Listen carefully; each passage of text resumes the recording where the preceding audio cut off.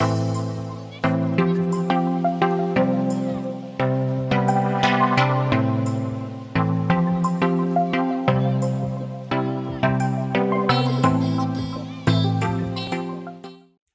Everyone, welcome to Advait education straight way to government job. मैं हूं आपका होस्ट और दोस्त सिद्धार्थ पांडे। अगर आप गवर्नमेंट जॉब के लिए प्रिपरेशन कर रहे हैं और कॉन्सेप्चुअल तरीके से पढ़ना चाहते हैं तो आप बिल्कुल सही प्लेटफॉर्म पर हैं। मैं खास आपके लिए लेकर के आ रहा हूं सिद्धार्थ की रीजनिंग सीरीज, जहां हम रीजनिंग में आने वाले हर एक टॉपिक को बेसिक से लेकर के एडवांस लेवल तक डिस्कस करेंगे। तो चलिए शुरू करते हैं बिना किसी देरी के। आज का हमारा टॉपिक ऑर्डर एंड रैंकिंग। तो दोस्त, ऑर्डर एंड रैंकिंग, अनुक्रम एवं क्रम व्यवस्था, एग्जाम पॉइंट ऑफ व्यू से ईच एंड एवरी एग्जाम के लिए ये बहुत इंपॉर्टेंट टॉपिक होता है। आप चाहे जो भी एग्जाम दे रहे हैं उनमें ऑर्डर एंड रैंकिंग से सवाल जरूर बनते हैं। तो चलिए डिस्कस करते हैं आज हम ऑर्डर एंड रैंकिंग के बारे में। तो देखिए, जब बात करी जाती है ऑर्डर और रैंकिंग की, तो ऑर्डर एक अलग चीज है और रैंकिंग एक अलग चीज है। ऑर्डर के अंदर हम एक सीक्वेंस के बारे में बातचीत करते हैं। सीक्वेंस कैसा कि बड़ा क्या है, ग्रेटर या स्मॉलर, बड़े या छोटे से संबंधित एक सीक्वेंस बनाया जाता है। जैसे मान लीजिए कि 5 व्यक्ति हैं और सभी का वेट अलग अलग है और फिर उसे एक सीक्वेंस में जमाना। क्लियर? 5 व्यक्ति हैं, उन सभी का वेट अलग अलग है और फिर उसे एक सीक्वेंस में जमाना, चाहे वो बढ़ता हुआ क्रम हो या घटता हुआ क्रम हो, असेंडिंग ऑर्डर या डिसेंडिंग ऑर्डर, तो वो क्या कहलाएगा? एक सीक्वेंस को मेंटेन करना कहलाएगा। क्लियर हुई बात? और वहीं जब हम रैंकिंग की बात करते हैं तो रैंकिंग में पोजीशन के बारे में चर्चाएं की जाती हैं। पोजीशन यानी कि स्थान, उनका स्थान कौन सा है या पद कौन सा है। किसी कक्षा में किसी व्यक्ति की पोजीशन आना या उसकी रैंक आना, जैसे कि आपने स्कूल टाइम में देखा होगा रैंक के बारे में कि इन्होंने क्लास में टॉप किया, ये फेल हुआ, पास हुआ, तो वहां पर भी एक रैंकिंग के बारे में बातचीत होती है। या तो फिर किसी रो और कतार में भी रैंकिंग की बातचीत होती है। तो ध्यान रखिएगा, ऑर्डर एक अलग कॉन्सेप्ट होता है और रैंकिंग एक प्रकार का अलग कॉन्सेप्ट होता है। हालांकि ये दोनों हैं सेम, लेकिन इनके बीच थोड़ा सा एक छोटा सा डिफरेंस होता है। तो अब हम इसको बेहतर तरीके से समझते हैं कि क्या डिफरेंस होते हैं। जब भी आपको ऑर्डर एंड रैंकिंग से सवाल आएगा तो वो या तो किसी लाइन या रो यानी कि रेखा, पंक्ति या कतार से संबंधित होगा, यानी कि उस प्रश्न में किसी लाइन या रो के बारे में चर्चा की जाएगी। दूसरी बात, किसी क्लास या ग्रुप से, लाइन या रो से सवाल बन सकता है, या फिर किसी क्लास या ग्रुप यानी कि किसी कक्षा, समूह या वर्ग से सवाल बनेगा। क्लियर? और तीसरा पॉइंट है कि कॉलम, या तो फिर क्या कहा जाएगा, एक कॉलम के बारे में बताया जाएगा। तो इनमें से चाहे लाइन कहें, रो यानी रेखा, पंक्ति या कतार, क्लास या ग्रुप कहे या कॉलम कहे, इनमें से जो भी कुछ कहे, आपको कंसीडर हमेशा इस प्रकार का एक लाइन सेगमेंट ही कंसीडर करना है। ठीक है? ये एक रेखाखंड है जिसके 2 एंड है, एक एंड इस तरफ है और एक एंड इस तरफ है। क्लियर? नाउ सी, इनमें से जो भी कुछ कहे आपको हमेशा इस प्रकार की एक लाइन ही कंसीडर करना है। ऐसा नहीं है कि कॉलम कह दिया तो आप एक स्ट्रेट लाइन बना दो, है ना, कि आपने एक ऐसी स्ट्रेट लाइन बना दी और इसके बाद फिर इसमें लोगों को बिठाना शुरू किया।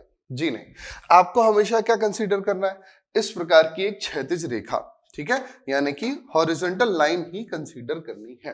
क्लियर हुई बात? नाउ सी, जब आप लाइन की तरफ देख रहे हैं तो ये आपका लेफ्ट हैंड है और ये आपका राइट हैंड है। यदि कहता है कि लाइन में left hand of the row से, तो यही कहलाएगा लाइन का भी लेफ्ट। बात समझ रहे हैं आप? जो आपका लेफ्ट होगा वही इस लाइन का भी लेफ्ट होगा और जो आपका राइट होगा वही इस लाइन का भी राइट होगा। क्लियर हुई?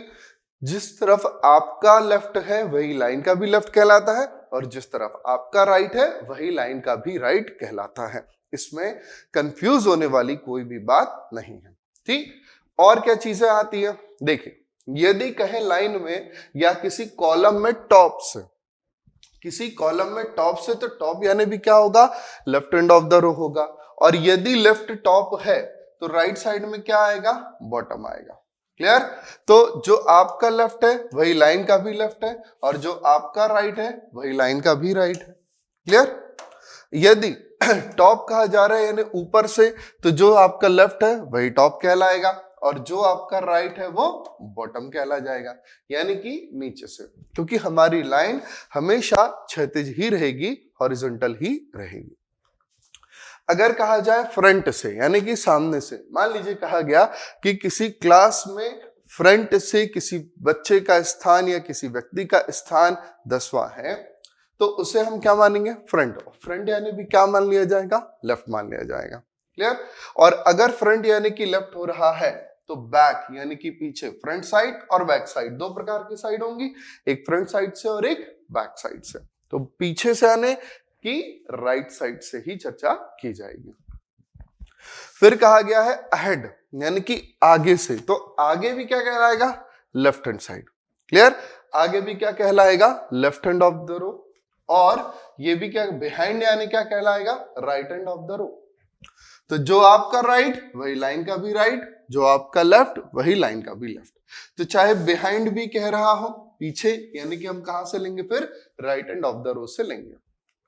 नेक्स्ट कहा गया स्टार्ट से यानी प्रारंभ से, तो लाइन की शुरुआत या किसी रो की शुरुआत, क्लास की शुरुआत, कॉलम की शुरुआत कहां से ली जाएगी? Left hand of the row से ही ली जाएगी। क्लियर? और यदि स्टार्ट लेफ्ट है तो फिर एंड क्या कहला गया जनाब? Right hand of the row कहला गया। Clear? Now see the very important point is before यानी कि पहले। कई बार यहां पर स्टूडेंट का कंफ्यूजन हो जाता है कि सर बिफोर कहां लेना है, तो बिफोर हमेशा left hand of the row की साइड ही आएगा। बात क्लियर हुई? और जब before left hand of the row की साइड आएगा, तो फिर आफ्टर यानी कि बाद में, ये भी कहां आएगा? फिर right hand of the row की साइड से ही काउंट किया जाएगा। देखिए, बिफोर और आफ्टर को आप बहुत अच्छे तरीके से समझ लीजिए। हमने यहां पर बिठा दिया इन जनाब को, जानते हैं ना आप ये कौन है? बड़े अच्छे से जानते होंगे, ये हमारे मिक्की माउस साहब। अब अगर ये इस पंक्ति में बैठे हुए हैं, कहा जाए कि ये लेफ्ट से 16वें हैं, इन्हें अगर left hand of the row से गिना जा रहा है तो ये 16वें आ रहे हैं, और right hand of the row से गिना जा रहा है तो 18 यानी कि 18 आ रहे हैं। ठीक है? यदि कहा जाए ये टॉप से 16 है, तो भी कहां से हम काउंट करेंगे? लेफ्ट से काउंट करेंगे। बात क्लियर हुई? अब देखिए, बिफोर यानी कि पहले, इस बात को मैं एक्सप्लेन करने जा रहा था। जब हम इसे काउंट करेंगे तो ये वाला जो पॉइंट है, ये क्या पॉइंट कहलाएगा? 1। फिर इसके बाद यहां 2, 3, 4, 5, 6 इस प्रकार से काउंट करते हुए यहां पर, ठीक यहां पर ये काउंट होएगा 15, और फिर ये जो पॉइंट है ये जनाब काउंट होंगे 16, और ये काउंट हमने कहां से किया है? Left hand of the row से काउंट किया है। ठीक? तो यदि ये 16 है, तो इससे पहले बैठने वाले व्यक्तियों की संख्या कितनी हुई जनाब? 15 हुई। ये बहुत इंपॉर्टेंट पॉइंट है, बहुत अच्छे से समझिएगा। यदि ये मिस कर दिया तो आगे बहुत सी चीजें आपको मिस होती रहेंगी। बात क्लियर?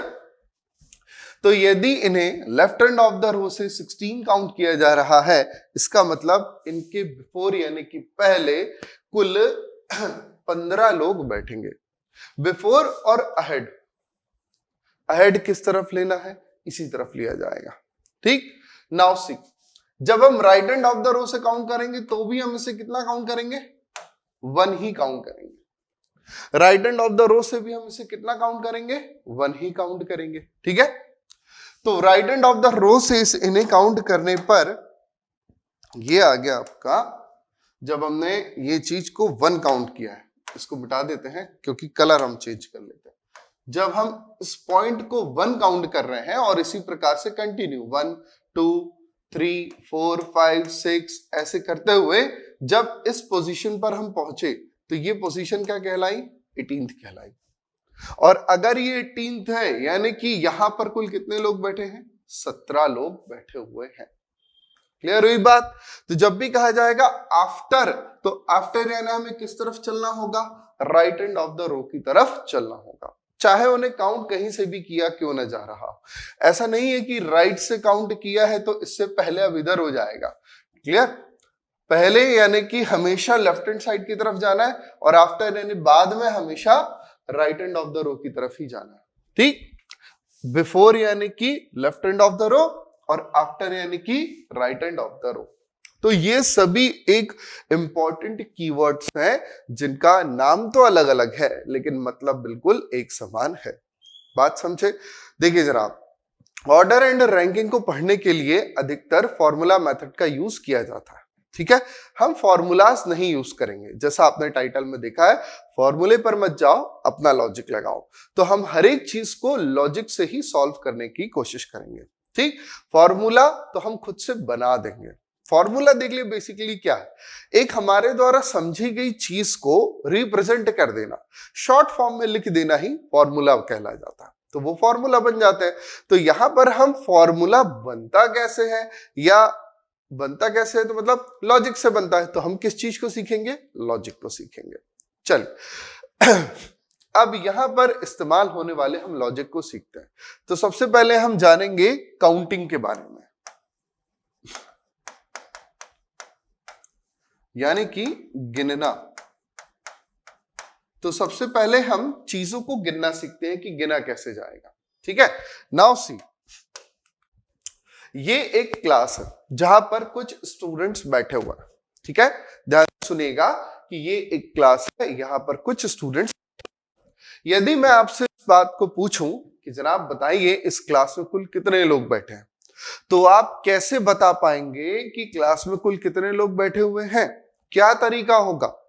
तो जनाब तरीका तो यही होगा ना कि हमें इस क्लास में बैठे हुए सभी व्यक्तियों को काउंट करना होगा, यानी कि गिनना होगा। है कि नहीं? गिनना ही होगा ना। बिना गिने आप बता सकते हैं क्या कि क्लास में कुल कितने लोग बैठे हुए हैं? नहीं, आपको गिनना तो होगा ही होगा, है ना। तो अब आपने यहां से गिनना शुरू किया कि ये 1 है, फिर ये 2, 3, 4, 5, 6, 7, 8, 9, 10, 11, 12, 13, 14, 15, 16, 17 और ये 18। आपने पूरा गिन लिया ना। तो यहां पर कुल व्यक्तियों की संख्या कितनी हो गई? 18 हो गई ना। कुल व्यक्तियों की संख्या कितनी हुई? 18। 18 क्या है हमारा? टोटल, यानी कि कुल। इसी प्रकार से गिनेंगे, है कि नहीं? नाउ सी, अब इसे हम दूसरे प्रकार से गिनते हैं। अभी तो मैंने अकेले ही गिना था। ठीक है, अभी मैंने इसे अकेले ही गिना था। यदि मैंने कुछ 2 व्यक्तियों की हेल्प ली, मैंने 2 व्यक्तियों को इंट्रोड्यूस कराया और उनसे कहा कि भाई इन्हें काउंट करो। ठीक है, एक व्यक्ति का नाम हमने ले लिया ए और दूसरे व्यक्ति का नाम हमने ले लिया बी। या ए बी में यदि आपको कंफ्यूजन हो तो मैं इनको नाम दे देता हूं। एक व्यक्ति को हमने नाम दे दिया आलोक,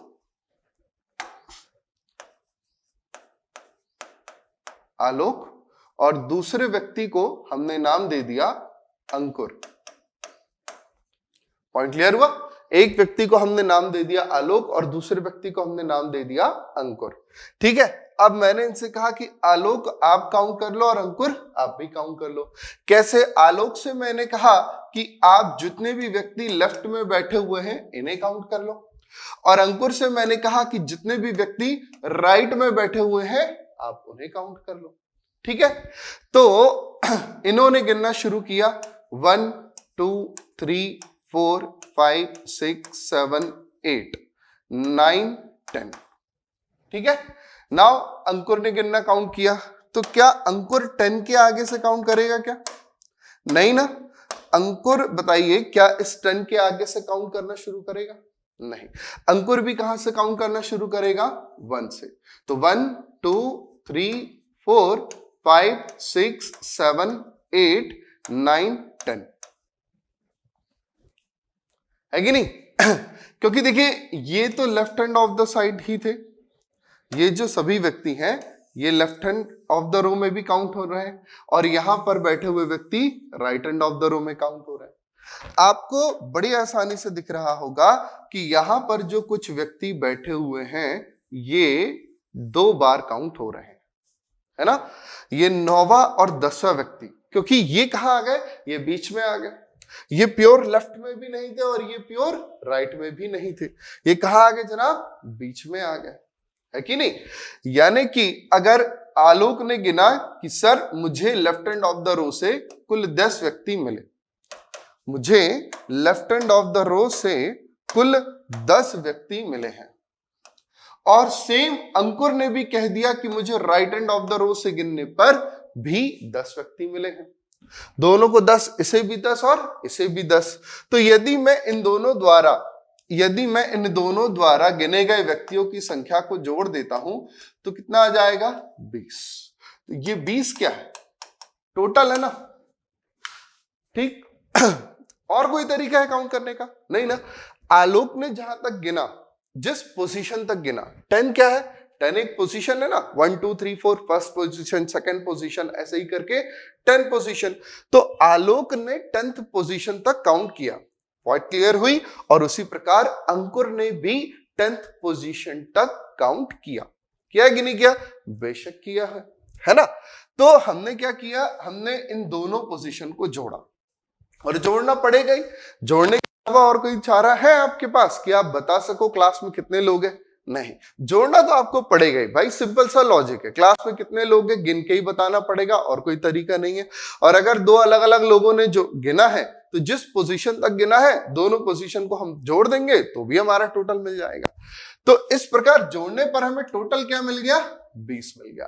लेकिन जनाब टोटल थे कितने, 18 लोग थे, ये हमने काउंट करके रखा हुआ है। टोटल लोग थे 18, और जबकि यदि हम इस तरीके से जोड़ते हैं तो टोटल लोग कितने आ जाते हैं, 20 आ जाते हैं। कितने आ रहे हैं, 20 आ रहे हैं ना।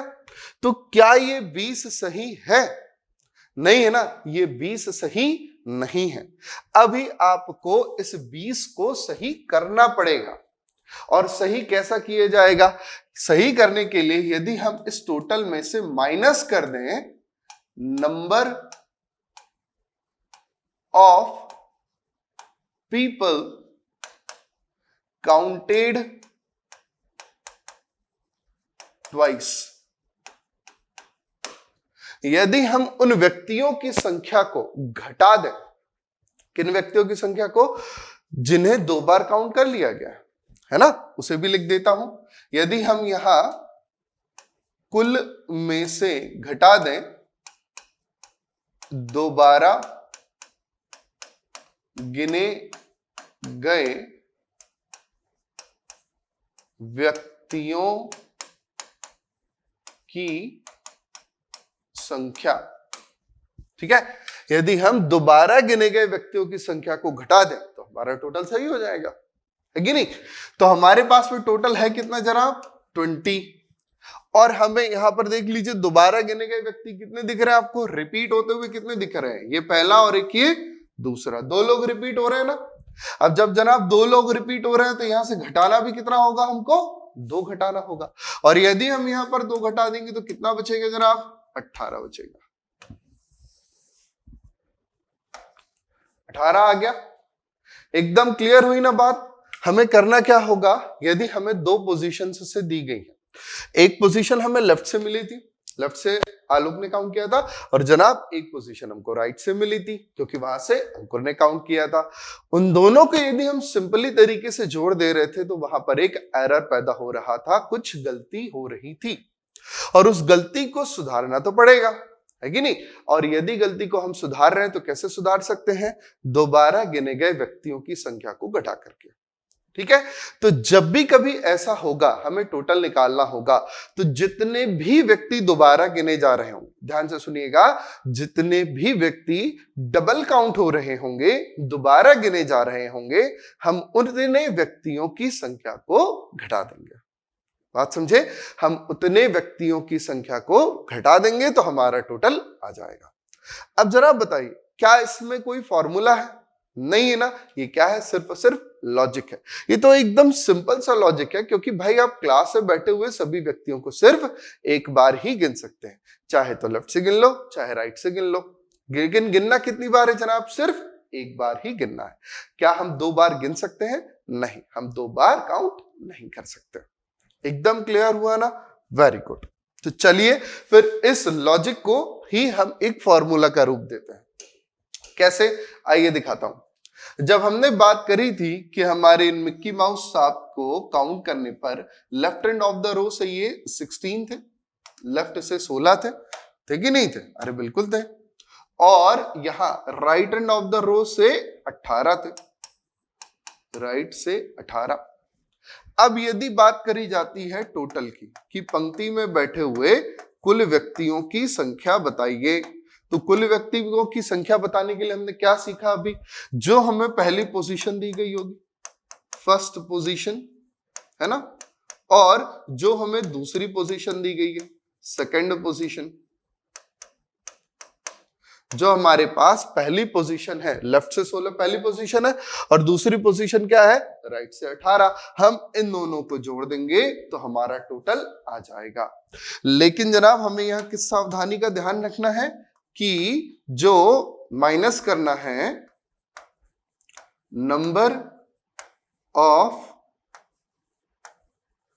पीपल काउंटेड ट्वाइस, हमें 2 बार गिने गए व्यक्तियों की संख्या को घटा देना है। बात समझ रहे हैं ना आप? हमें 2 बार गिने गए व्यक्तियों की संख्या को घटा देना है। तो अगर हम यहां पर देखें तो लेफ्ट से इनकी पोजीशन है 16 और राइट से ही इन्हीं की पोजीशन है 18। तो 16 और 18 टोटल कितना हो गया? 34, 34 हुआ ना?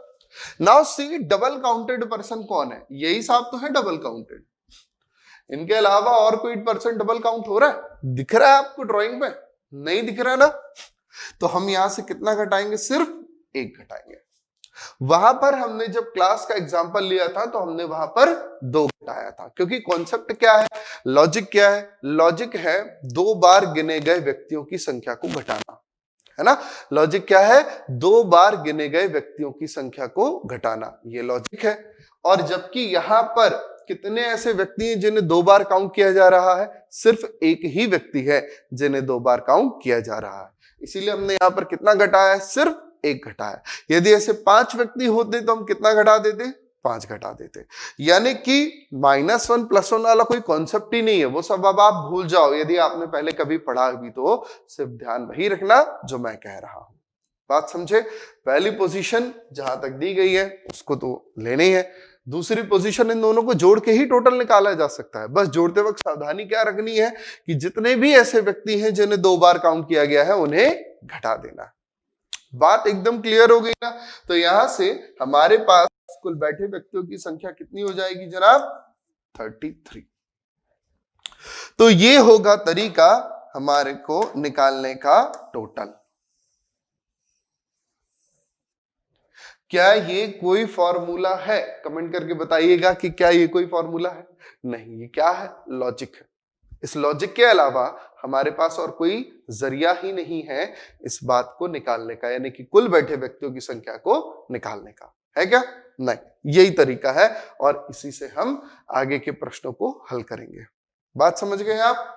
नाउ सी तो अब हम आगे बढ़ते हैं कुछ कंसेप्ट बिल्डिंग क्वेश्चंस की तरफ, जहां से आपका एक बेहतरीन वाला कॉन्सेप्ट क्लियर होगा। ठीक? Now our first concept building question is in a row of 45 students, 45 विद्यार्थियों की एक पंक्ति में, ठीक है, 45 विद्यार्थियों की एक पंक्ति में, in a row of 45 students, Kabir, जानते होंगे आप कबीर को, Kabir is 26th from right end of the row, दाईं ओर से कबीर 26वें स्थान पर है। What is the rank of Kabir from left end of the row? कि बताइए पंक्ति में बाईं ओर से कबीर की स्थिति क्या हो? तो सिंपल, देखिए सबसे पहले हम क्या करेंगे जनाब? सबसे पहले हम एक लाइन को ड्रॉ करेंगे। ये रही हमारी लाइन। लाइन की तरफ देखने पर जो हमारा लेफ्ट है वही इसका भी लेफ्ट है और जो हमारा राइट है वही इसका भी राइट है। हमें पता है कि इस लाइन में कुल बैठे व्यक्तियों की संख्या है 45। 45 लोग बैठे हैं, यानी कि जनाब ध्यान रखिएगा, पहला व्यक्ति कहां बैठेगा, यहां बैठेगा, और 45वां व्यक्ति कहां बैठेगा, यहां बैठेगा, क्योंकि हम कहां से कहां काउंट करते हैं, लेफ्ट से राइट की तरफ में काउंट करते हैं। ठीक है, ऐसा भी हो सकता है कि यदि हम राइट से काउंट कर रहे होंगे तो पहला व्यक्ति यहां बैठेगा और 45वां व्यक्ति यहां बैठेगा। बात समझ रहे हैं? यदि आप राइट साइड से काउंट कर रहे हो तो पहला व्यक्ति इस तरफ हो जाएगा, और यदि आप लेफ्ट साइड से काउंट कर रहे हो तो पहला व्यक्ति इस तरफ हो जाएगा। यानी कि लेफ्ट और राइट चेंज नहीं होएगा, लेकिन रैंकिंग जरूर चेंज हो जाएगी। 1 2 3 4 5 वो जरूर चेंज होगी। ठीक है, डिपेंड करता है कि आप किस साइड से गिन रहे हो, लेफ्ट और राइट कभी भी नहीं बदलेगा। देखो, क्योंकि आप यदि ऐसे खड़े हो तो लेफ्ट यहां है, राइट यहां है, मेरे हाथ तो वहीं रहेंगे ना। यदि मैं ऐसे खड़ा हूं तो लेफ्ट उधर है, राइट है भाई, यानी हैंड की पोजीशंस तो वही रहेगी, है कि नहीं। हैंड तो मेरे ऐसे इंटरसेक्ट तो नहीं कर जाएंगे ना, वो तो वहीं रहेंगे ना। तो लेफ्ट से काउंट करेंगे तो पहला व्यक्ति इधर होगा, और राइट से काउंट करेंगे तो पहला व्यक्ति यहां हो जाएगा। इसीलिए कहा गया है कि जरा पंक्ति में बैठे हुए कुल व्यक्तियों की संख्या कितनी है, 45 है। और जब पंक्ति में बैठे हुए कुल व्यक्तियों की संख्या 45 है, और हमसे कहा गया है Kabir is 26th from right end of the row, यानी कि यहां से हम काउंट करना शुरू कर रहे हैं,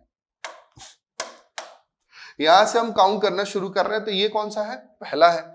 अब देखो, Kabir is 26th from right end of the row, तो यहां से हमने बिठा दिया कबीर को यहां पर कबीर बैठा हुआ है, और इसकी पोजीशन है 26। ठीक है, और यदि कबीर 26वां है तो जनाब ये बताइए, इससे पहले यहां तक कुल कितने लोग बैठेंगे। अभी सिखाया था आपको कि यदि यहां से कबीर 26वां है तो इससे पहले यहां पर कुल 25 लोग बैठेंगे। यदि कबीर 26वां है तो कबीर से पहले कुल 25 लोग बैठेंगे। ठीक, नाउ सी, अगर यहां तक 25 लोग बैठेंगे तो फिर यहां इस बची हुई जगह पर कुल कितने लोग आएंगे, इस बची हुई जगह पर कुल कितने लोग आएंगे। यानी यहां तक अगर आपने कुल 25 लोगों को बिठाला है, किसमें, कितने में से, 45 में से। हमारे पास कुल 45 थे, और कबीर से पहले, कबीर को हमने छोड़ दिया, कबीर से पहले आपने कुल कितने लोगों को बिठाला है जनाब, 25 लोगों को बिठाला है कि नहीं। और यदि आपने 25 लोगों को बिठाला है तो अब आपके पास पंक्ति में बिठाने वाले व्यक्तियों की संख्या कितनी बचेगी। तो ऑब्वियस है ना, आपको 45 में से 25 को घटाना पड़ेगा, और कोई तरीका है क्या, नहीं ना। सिंपल सा एग्जांपल, वही चॉकलेट वाला, आपके पास 10 चॉकलेट है, 5 मैंने ले ली, आपके पास कितनी बची, 5 ही बचेगी ना। तो ठीक वैसे ही यदि यहां पर कुल 45 व्यक्ति थे और 25 हम बिठाल चुके हैं, तो अब बचेंगे कितने, तो जनाब कितने बचेंगे, 20 बचेंगे ना, 20 ही तो बचेंगे ना, और कुछ आएगा आंसर, नहीं ना, 20 ही तो बचेंगे। तो इसका मतलब क्या हुआ कि कबीर की left end of the row, बाईं ओर से, पंक्ति के बाईं ओर से कबीर की पोजीशन क्या हुई, 20th हुई। कबीर बाईं ओर से left end of the row से 20वां व्यक्ति है। बात समझ रहे हैं आप, कौन सा व्यक्ति है जनाब, 20वां व्यक्ति है। ठीक, नाउ सी, और यही Kabir right end of the row से कौन सा बताया गया था हमको, 26 बताया गया था, 26 बताया गया था ना। और यदि हम दोनों को जोड़ देते हैं, ऐड करा देते हैं, तो कितना हो जाएगा, 46 हो जाएगा। कबीर ही लेफ्ट से भी गिना जा रहा है 20, कबीर ही राइट से भी गिना जा रहा है 26, तो घटा भी किसको दें, कबीर को घटा दो। तो हमने एक बार कबीर को घटा दिया, तो कितना आया, 45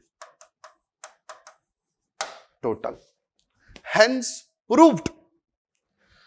अभी भी 45 है, तब भी 45 ही था, यानी हमने जो कॉन्सेप्ट लगाया वो एकदम इजी है। ठीक है, -1 +1 कुछ दिखा क्या, नहीं दिखा ना, यही कहलाता है जनाब लॉजिक। यहां से हमने ये सीखा कि यदि हमें पंक्ति में बैठे हुए कुल व्यक्तियों की संख्या पता है, ध्यान रखिएगा, यदि हमें पंक्ति में बैठे हुए कुल व्यक्तियों की संख्या पता है और किसी एक स्थान के बारे में हमें किसी एक एंड से पता है, तो हम दूसरे एंड से निकाल सकते हैं। बात समझे?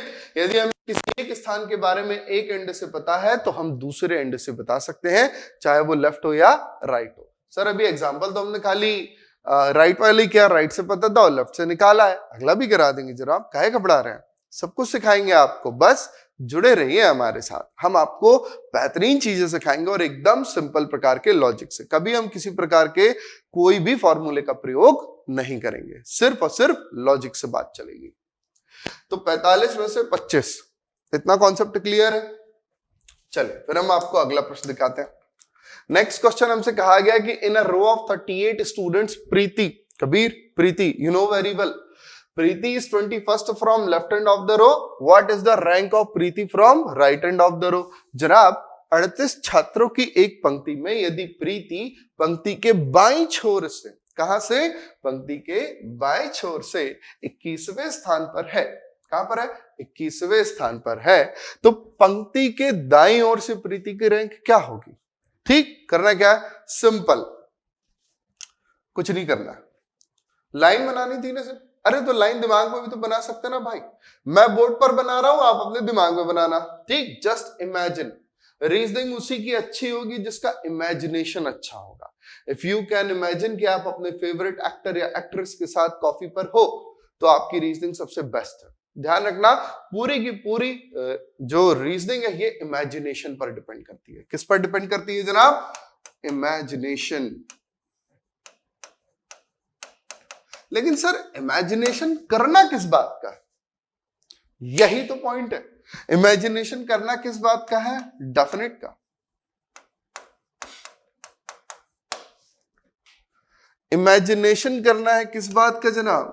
डेफिनेट का, कि कौन सी बात निश्चित रूप से सत्य है और सत्य नहीं है। डेफिनेट बहुत इंपॉर्टेंट वर्ड है रीजनिंग में, डेफिनेट।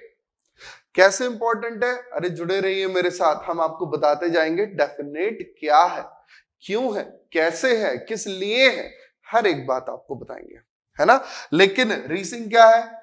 इमेजिनेशन। किस चीज का? डेफिनेट कंडीशन का, कि कौन सी बात डेफिनेटली ट्रू है और कौन सी बात डेफिनेटली फॉल्स है। और तीसरी कंडीशन, तीसरी कंडीशन कहां से आ गई भाई? डेफिनेटली ट्रू होगा यार तो डेफिनेटली रॉन्ग होगा, लेकिन इसके बीच तीसरी कंडीशन भी आएगी जनाब।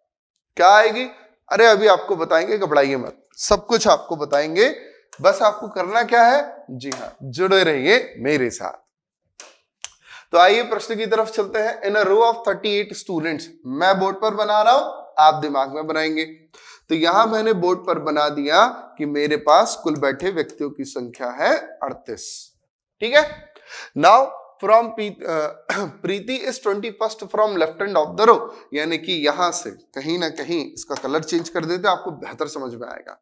यहां से अगर मैं प्रीति को बिठा रहा हूं तो प्रीति बैठ रही है 21st पे, और तुरंत दिमाग में आ जाना चाहिए कि यदि प्रीति 21st पर है तो इससे ठीक पहले कुल 20 व्यक्ति बैठेंगे, है ना। इससे ठीक पहले कुल 20 व्यक्ति बैठेंगे। और यदि हमने 38 में से 20 व्यक्तियों को बिठाल चुके हैं जनाब, यदि हम 38 में से कुल 20 व्यक्तियों को बिठाल चुके हैं तो अब बैठने वाले व्यक्तियों की संख्या होगी 18। और यही क्या है? हमारा आंसर है। ये क्या चीज है? ये है प्रीति की पोजीशन। कहां से? Right hand of the row से। बात समझ रहे हैं आप? यानी कि यहां से जब आप काउंट करोगे तो यही प्रीति किस पोजीशन पर आएगी? 18वें पोजीशन पर आएगी। तो प्रीति की position left hand of the row से 21 हुई और right hand of the row से 18 हुई। तो सर जब प्रीति 21वीं है तो हम 20 क्यों घटा रहे हैं? क्योंकि प्रीति को ही right hand of the row से गिनना है, तो जिसको गिनना था उसको छोड़ दिया, क्योंकि प्रीति को तो हमें राइट से तो गिनना ही है ना, है कि नहीं। प्रीति को तो हमें right hand of the row से गिनना ही है, तो इसीलिए हमने किन्हें कंसीडर किया है? प्रीति के ठीक पहले। तो प्रीति के ठीक पहले कुल 20 लोग बैठ रहे थे। इसका मतलब जब मुझे पता था कि मेरे पास में कुल 38 लोग हैं और मैं 20 लोगों को बिठा चुका हूं, तो मैंने क्या माइनस किया? 20 को ही माइनस कर दिया। कॉन्सेप्ट एकदम क्लियर। तो जनाब ये पहला कॉन्सेप्ट था जहां हमने सीखा कि यदि हमें कुल बैठे व्यक्तियों की संख्या पता हो, क्या चीज ध्यान रखना, यदि हमें कुल बैठे हुए व्यक्तियों की संख्या पता हो और किसी भी एक पोजीशन के बारे में किसी भी एक एंड से पता हो, चाहे लेफ्ट से हो चाहे राइट से, तो हम दूसरे एंड से उसकी पोजीशन को बता सकते हैं। ठीक है, लेकिन जरूरी क्या है, जब टोटल पता हो। सपोज देखिए एक प्रश्न है कि ये लाइन है और इस लाइन में सोनू की पोजीशन 10th है। ठीक है, इस लाइन में सोनू की पोजीशन 10th है। बताइए सोनू की पोजीशन राइट से क्या है?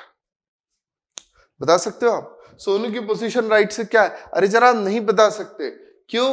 क्योंकि यहां हमें लेफ्ट से पता है और राइट से यदि पूछा जा रहा है तो जनाब हमारे पास टोटल तो है ही नहीं, हमें तो पता ही नहीं ना कि लाइन में कुल कितने लोग बैठे हुए हैं। क्या पता है? नहीं पता। इसीलिए हम पंक्ति में अगर जब तक टोटल ना पता हो, पंक्ति में अगर जब तक टोटल ना पता हो तो हम दूसरे एंड से, यानी किसी भी दूसरे एंड से उसका जवाब नहीं दे सकते। सबसे जरूरी क्या है, हमारे पास कुल बैठे व्यक्तियों की संख्या होनी चाहिए, तभी हम फिर दूसरे एंड से जवाब दे पाएंगे। और यदि टोटल नहीं है तो फिर हम टोटल को निकालने की कोशिश करेंगे। कैसे टोटल निकाल सकते हैं, आइए आपको सिखाते हैं। प्रश्न कहा गया है in a class of 36 student, अभी टोटल पता है, आगे सिखाएंगे आपको, घबराइए मत। कहा गया है in a class of 36 students Harry is 13th from left end of the row and Sejal is 15th from right end of the row. How many students will sit between them?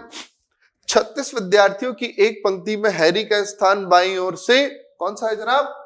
Harry का स्थान बाईं ओर से 13वां है तथा सेजल का स्थान दाईं ओर से 15वां है। बताइए इनके बीच में कुल कितने लोग बैठेंगे? Simple concept. देखिए सबसे पहले ये ले लिया हमने लाइन, ठीक है। Now see left hand of the row, इसको हमने काउंट किया है 1 और हैरी को इसको हमने काउंट किया है 1 और हैरी को हमने यहां पर बिठा दिया। किस पोजीशन पर बैठा है हैरी? 13th। बात समझ रहे हैं ना?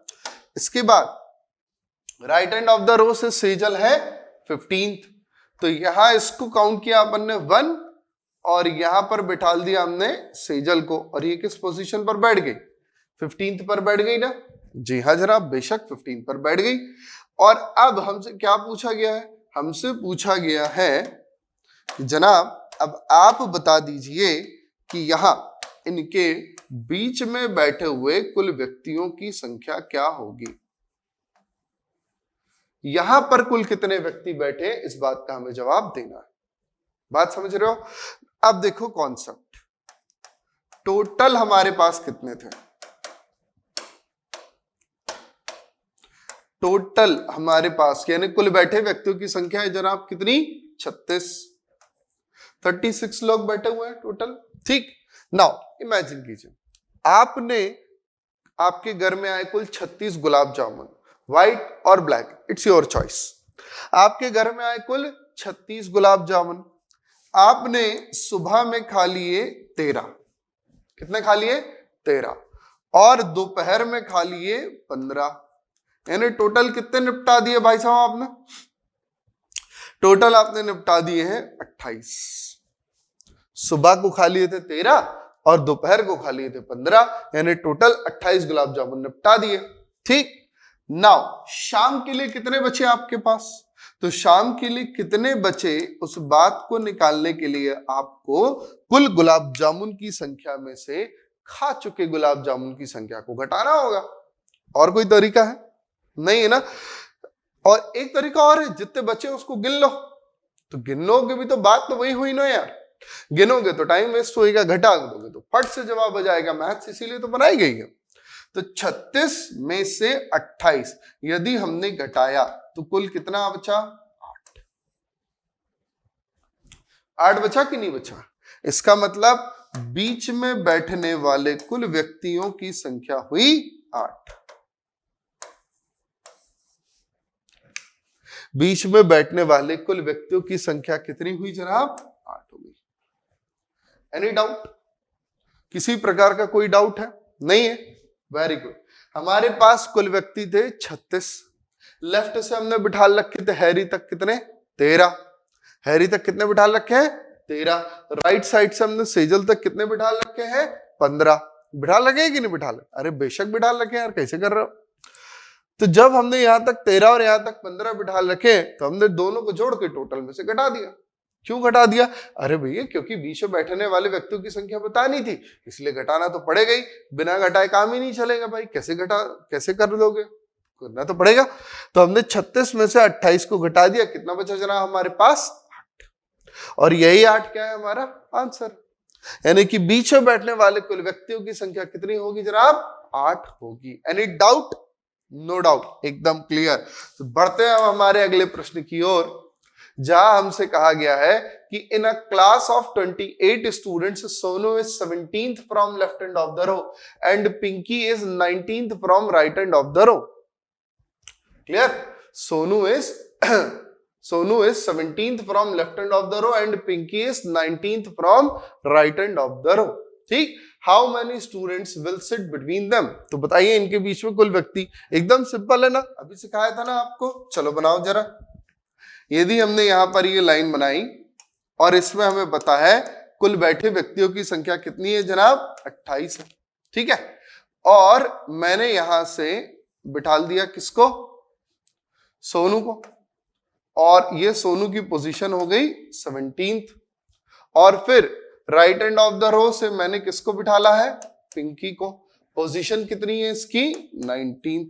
मुझे क्या बताना है जनाब? मुझे बताना है यहां इनके बीच में बैठे हुए व्यक्तियों की संख्या कितनी होगी। तो सिंपल, अभी तो सीखा हमने लिया 17। सुबह हमने खाए थे कितने? 17। और शाम को हमने कितने खाए थे? 19। दोनों को जोड़ दिया।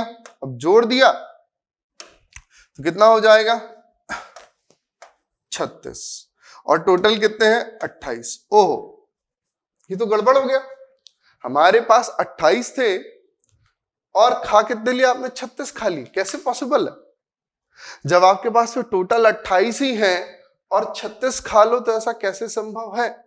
क्या संभव हो सकता है? नहीं संभव हो सकता। यानी कि निकाला गया ये तरीका तो गलत हो गया जनाब। इस तरीके से हम सॉल्व नहीं कर पाएंगे। फिर कैसे करें? तो आइए दिखाते हैं आपको कैसे करें। फिर से आपको लाइन वही वाली बनानी है। ये रही लाइन, लेकिन इस बार हम यहां पर क्या करेंगे? इस प्रकार से बिठा लेंगे। सोनू बैठेगा यहां किस पोजीशन पर? 17 पर। अब देखिएगा ध्यान से, जब आपने सोनू को यहां पर बिठाला तो आपने यहां से लेकर के यहां तक एक बार सोनू तक कुल बैठे व्यक्तियों की संख्या को गिन चुके हैं। सोनू तक कितने बैठे हैं? 17 बैठे हैं। नाउ पिंकी को हमने लिया यहां से और यहां से हम काउंट करेंगे 1 काउंट करते हुए हमने पिंकी को बिठाला यहां पर और पिंकी कहां पर बैठ गई? 19th पर। क्या दिख रहा है आपको? एक बहुत बेहतरीन चीज दिख रही होगी आपको कि जनाब आपने कुछ व्यक्तियों को डबल काउंट किया। आपने यहां पर बैठे हुए इन व्यक्तियों को डबल काउंट किया कि नहीं किया? अरे बेशक किया ना भाई, किया ना। यहां पर आपने इन बैठे व्यक्तियों को, जो आपको ब्लू कलर से दिख रहे हैं, रुको और बड़ा कर देते हैं, लो, यहां पर आपने इन व्यक्तियों को डबल काउंट कर लिया, जिसमें पिंकी और सोनू दोनों शामिल हैं, है ना। आपने डबल काउंट किया कि नहीं किया? ड्राइंग से प्रॉपरली दिख रहा है कि आपने डबल काउंट किया है ना। तो फिर इस गलती को सुधारना भी तो पड़ेगा। तो हमने क्या किया? हमने सीखा था कि टोटल जब निकालना हो तो पहली पोजीशन, फर्स्ट पोजीशन और सेकंड पोजीशन को आपस में जोड़ लेते हैं और माइनस क्या कर देते हैं? जो ट्वाइस काउंटेड है ना, काउंटेड ट्वाइस, 2 बार गिने गए व्यक्तियों की संख्या को घटा देते हैं, है ना। तो हमको क्या निकल के आ जाता है जनाब? टोटल निकल के आ जाता है। वैसे हमको यहां पर टोटल दिया हुआ है, कितना दिया गया है? 28 दिया गया। पहली पोजीशन कितनी थी 17 और दूसरी पोजीशन कितनी थी 19। दोनों को जोड़ो तो जरा कितना होएगा, ये हो जाएगा 36। 36 हो जाएगा ना। दोनों को यदि हम जोड़ देंगे तो क्या हो जाएगा 36 हो जाएगा।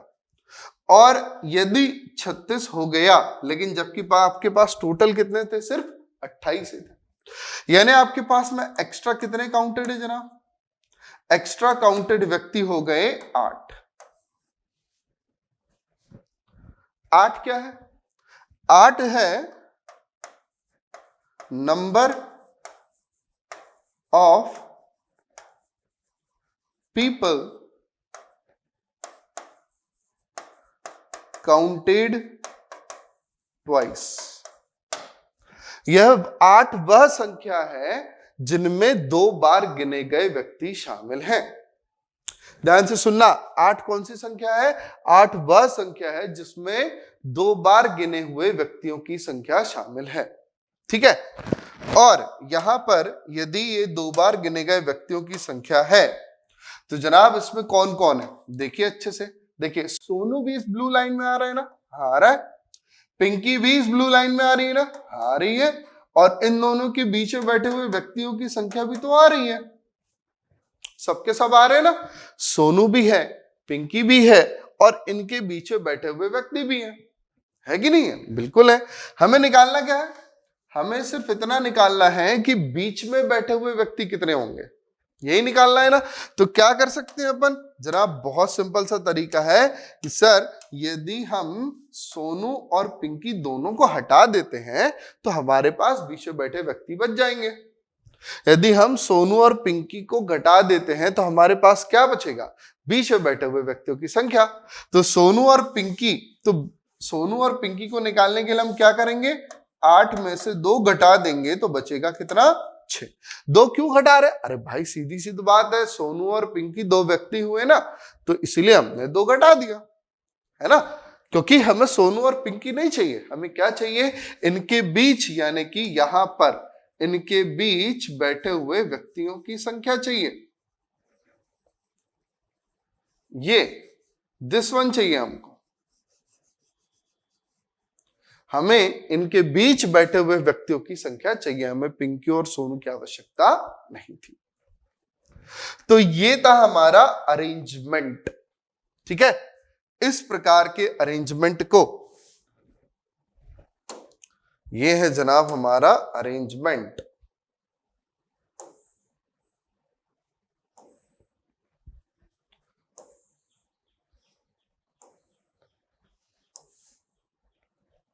ये है हमारा अरेंजमेंट। ये एक अरेंजमेंट ये और एक अरेंजमेंट ये है। ये अरेंजमेंट कहलाता है नॉर्मल केस, यानी कि साधारण तरीका, और ये अरेंजमेंट क्या कहलाता है, ओवरलैपिंग केस। तो 2 तरीके हैं, एक तो साधारण तरीका है नॉर्मल केस, और दूसरा क्या है, ओवरलैपिंग केस। तो किसी भी प्रकार के अरेंजमेंट को बनाने के लिए हम 2 प्रकार के तरीकों का इस्तेमाल कर सकते हैं, एक होगा नॉर्मल केस और दूसरा होगा ओवरलैपिंग केस। तो आज कसम खा लो कि जब भी आप किसी प्रश्न को पढ़ोगे तो आपके दिमाग में 2 प्रकार के अरेंजमेंट बनने चाहिए, एक नॉर्मल केस और एक ओवरलैपिंग केस। बात समझ में आ रही है, एक नॉर्मल केस और एक ओवरलैपिंग केस। यहां तक आपको समझ में आया ना। अब देखिए कंडीशन क्या है, नॉर्मल केस कब लगेगा, तो जब भी कभी आप दी गई पहली और दूसरी पोजीशन को आपस में जोड़ेंगे तो है, और यदि ये कम रहता है आपके टोटल से, यानी कि कुल बैठे हुए व्यक्तियों की संख्या से, जब तक ये कम है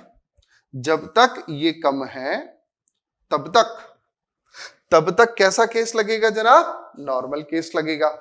लेकिन जैसे ही आपके पहली और दूसरी पोजीशन को जोड़ने पर यही ज्यादा हो जाए आपके टोटल से, ये ज्यादा हो जाए आपके टोटल से, तो क्या होएगा जनाब? तो फिर केस लगेगा ओवरलैपिंग केस। It's simple. बात क्लियर हो गई? यदि पहली और दूसरी पोजीशन को जोड़ने पर कुल बैठे व्यक्तियों की संख्या से कम है तो नॉर्मल केस, साधारण तरीका। लेकिन यदि पहले और दूसरे को जोड़ने पर कुल बैठे व्यक्तियों की संख्या से अधिक हो जा रहा है तो ओवरलैपिंग केस। एकदम क्लियर रहेगा ना? बिल्कुल सिंपल सी बात है, नॉर्मल केस और ओवरलैपिंग केस। समझ में आया ना आपको? Very good. तो यहां पर ध्यान रखिएगा कि किसी भी प्रकार के सवाल को या अरेंजमेंट को बनाने के दो तरीके होते हैं, साधारण तरीका और ओवरलैपिंग वाला तरीका। जब पहले दूसरे को जोड़े तो नॉर्मल लगेगा, और कम टोटल से कम हो तो नॉर्मल लगेगा, टोटल से ज्यादा हो तो ओवरलैपिंग लगेगा। एकदम क्लियर हो गई ना बात? चलिए फिर आगे बढ़ते हैं।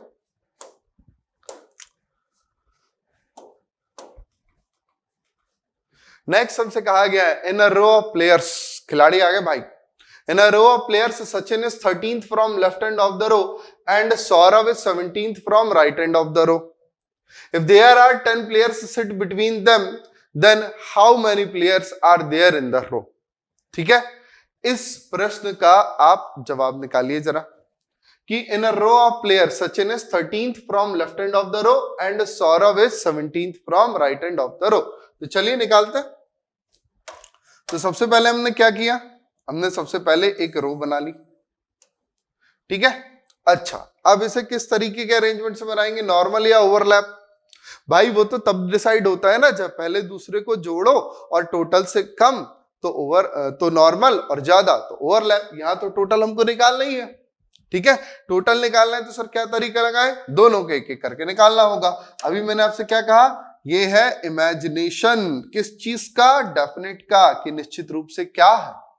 तो हमने कहा सचिन है left hand of the row से 13th, ये रहा, और सौरभ है, सौरभ सर है 17, और इनके बीच में यहां पर कुल बैठे व्यक्तियों की संख्या कितनी है जनाब? ये है 10।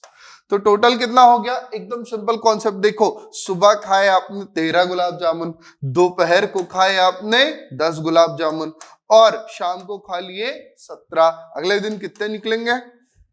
काउंट कर लो, 7 3 10, 1 2 3 4, 40 हो गए। 40 क्या हो गया आपका? कुल बैठे व्यक्तियों की संख्या, है कि नहीं? लेकिन सर क्या जरूरी है ये नॉर्मल तरीके से ही बैठे? नहीं, ऐसा कोई जरूरी नहीं है। हो सकता है कि ये ओवरलैपिंग तरीके से भी बैठे हो। तो हमने क्या किया? हमने एक फ्रेश लाइन बनाई और हमने यहां पर कहा कि Sachin left hand of the row से यहां पर हमने बिठाला 13th पर, और सौरभ को right hand of the row से,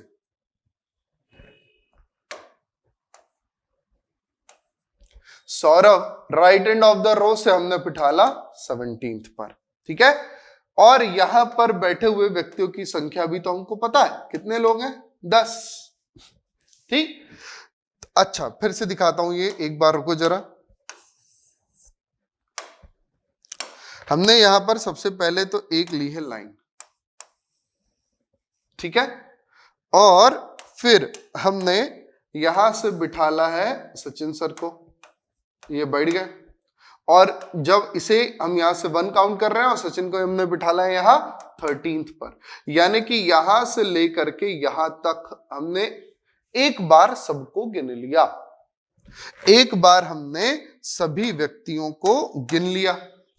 अब हम यहां से काउंट कर रहे हैं 1, ठीक, और सौरभ को बिठा रहे हैं हम यहां, और ये जनाब किस पोजीशन पर है? 17th पर।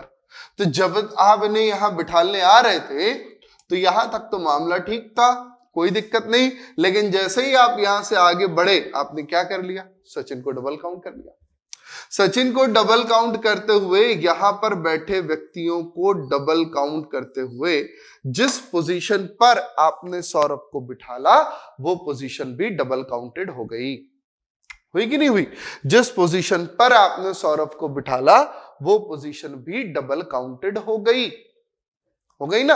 अब जब भैया ये पोजीशन डबल काउंटेड हो गई तो फिर करना क्या होगा, इन सभी बैठे व्यक्तियों को घटाना भी पड़ेगा। लेकिन ध्यान रखिएगा, क्या ध्यान रखिएगा कि हमारे पास जो नंबर है 10, हमारे पास जो नंबर है 10, ये 10 क्या है जनाब, तो ये 10 है बीच में बैठे व्यक्तियों की संख्या। ठीक है, देखो दो बातें हैं, बीच में बैठे हुए व्यक्तियों की संख्या और number of people counted twice, दोबारा गिने गए व्यक्तियों की संख्या। जहां पर बीच में बैठे हुए व्यक्तियों की संख्या कितनी है 10, लेकिन दोबारा गिने गए व्यक्तियों की संख्या कितनी है, लॉजिक।